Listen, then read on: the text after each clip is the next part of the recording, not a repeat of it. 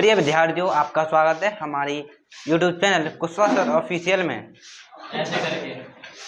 तो आज हम देखेंगे अभिक्रिया वेग को प्रभावित करने वाले कारक। ठीक है, तो दोस्तों आपका अभिक्रिया वेग को प्रभावित करने वाला कारक में पहला है आपका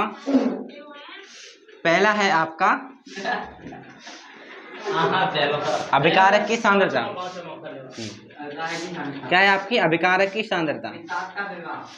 फिर माध्यम की प्रकृति नहीं, अभिकारक का पृष्ठीय क्षेत्रफल, अभिकारक की सांद्रता, माध्यम की प्रकृति। तो यानी जो आपका अभिक्रिया वेग है अभिकारक की सांद्रता पर भी निर्भर करता है। ठीक है, तो आप पहले लिखोगे अभिकारक की सांद्रता। कैसे, तो मैं आपको समझाता हूँ। तो हम जानते हैं 11वीं क्लास में आपने समझा होगा कि अभिक्रिया का वेग अभिकारक की सांद्रता के समानुपाती होता है। यानी जितना ज्यादा आपका अभिकारक होगा उतना ही ज्यादा उत्पादन बदलेगा, यानी जितना ज्यादा अभिकारक उतना ज्यादा अभिक्रिया का वेग। ठीक है, फिर हमने दूसरा क्या होता है? दूसरा है आपका ताप का प्रभाव। ठीक है, अगर हम टेम्परेचर बढ़ाएं क्या अभिक्रिया का वेग बढ़ता है? हाँ, देखो जब हम टेम्परेचर बढ़ाएंगे तो क्या होता है, जो क्रियाकारी अणु हैं उनमें क्या होता है, गति ऊर्जा बढ़ जाती है, जिससे उनके अणुओं के मध्य टक्करों की संख्या बढ़ जाती है, जिससे क्या होता है, अभिक्रिया वेग आपका क्या हो जाता है, बढ़ जाता है। ठीक है,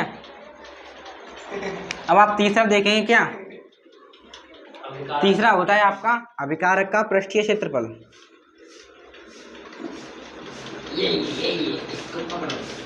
अभिकारक का पृष्ठीय क्षेत्रफल,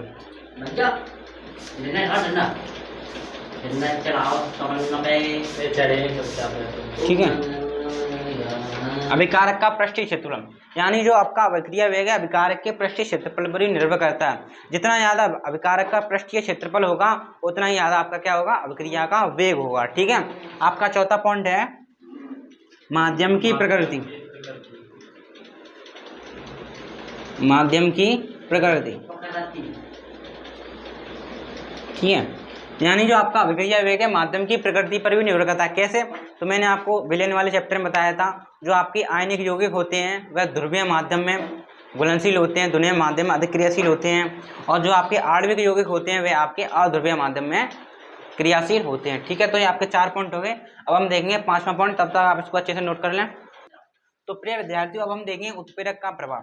तो उत्प्रेरक का प्रभाव पढ़ने से पहले पहले देख लेते हैं उत्प्रेरक क्या होते हैं। आपने 11वीं क्लास में पढ़ाई होगा, तो हम देखते हैं। देखो उत्प्रेरक क्या होते हैं, उत्प्रेरक वे पदार्थ होते हैं जो क्या करते हैं, रासायनिक अभिक्रिया के वेग को बदल देते हैं, स्पीड को बदल देते हैं, चेंज कर देते हैं। ठीक है, तो आप लिखोगे सिंपली वे रासायनिक पदार्थ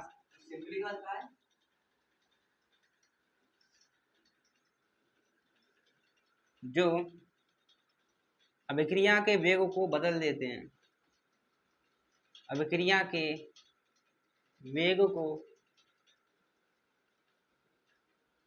बदल देते हैं।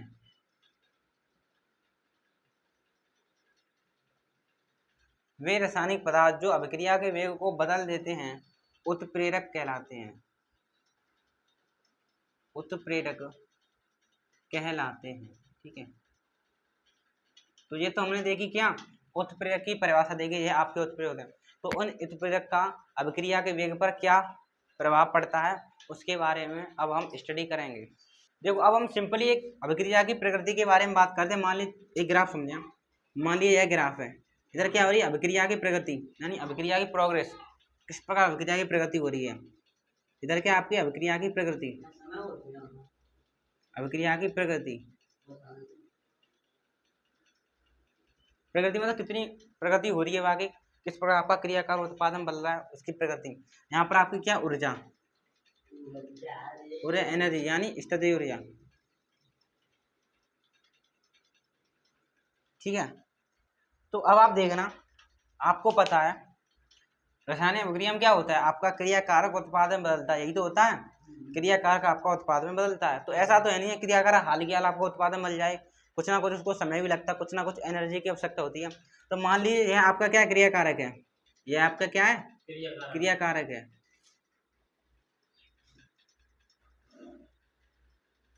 ठीक है, यह आपका क्रियाकारक है, इसको यहाँ पर आना है, यहाँ पर क्या है, उत्पाद है आपका।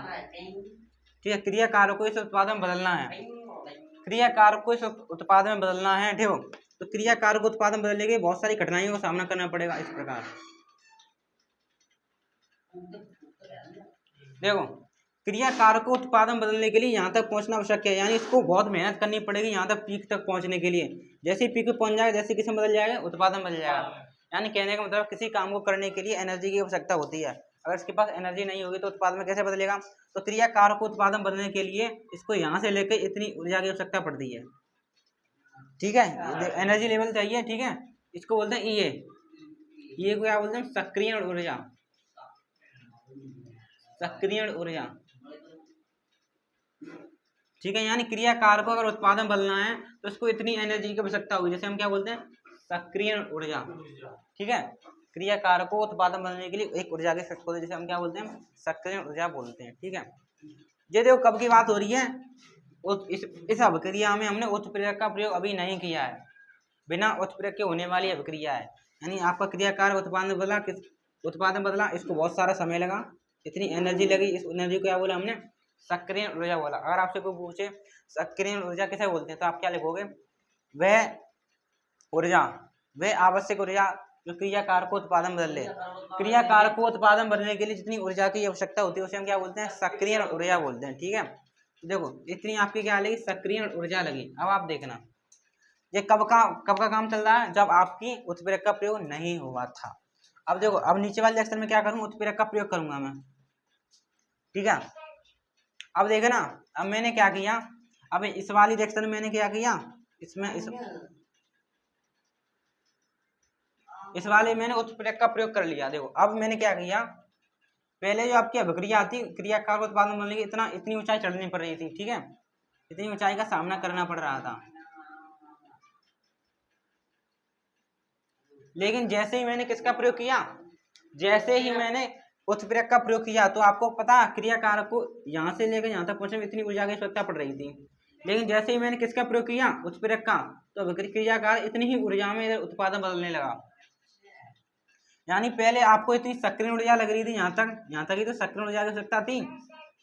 तो जैसे ही मैंने उत्प्रेरक का प्रयोग किया तो उसने क्या किया, सक्रिय ऊर्जा को बदल दिया, बस इतनी ऊर्जा की आवश्यकता आपकी बात समझ में आया, ठीक है।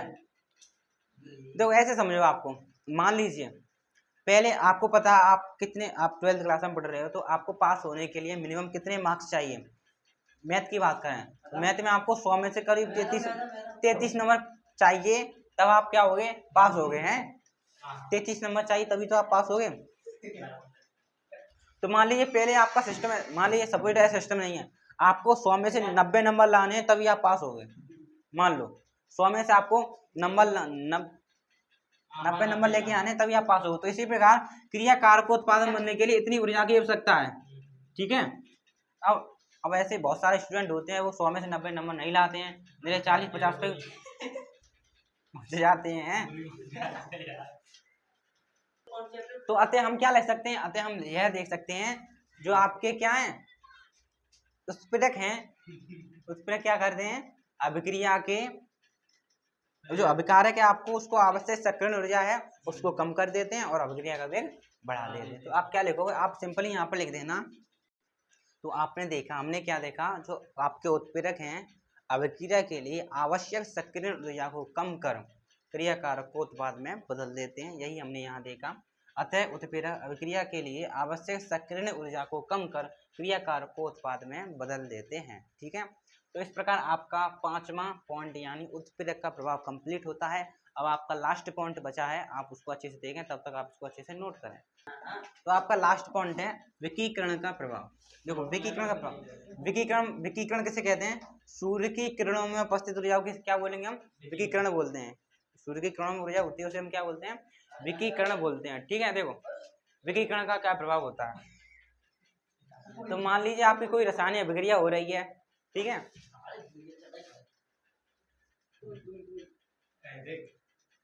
तो हम क्या देख रहे हैं, विकिरण का प्रभाव। जो सूर्य की किरणों में ऊर्जा होती है उसे हम क्या बोलते हैं, विकिरण बोलते हैं, ठीक है।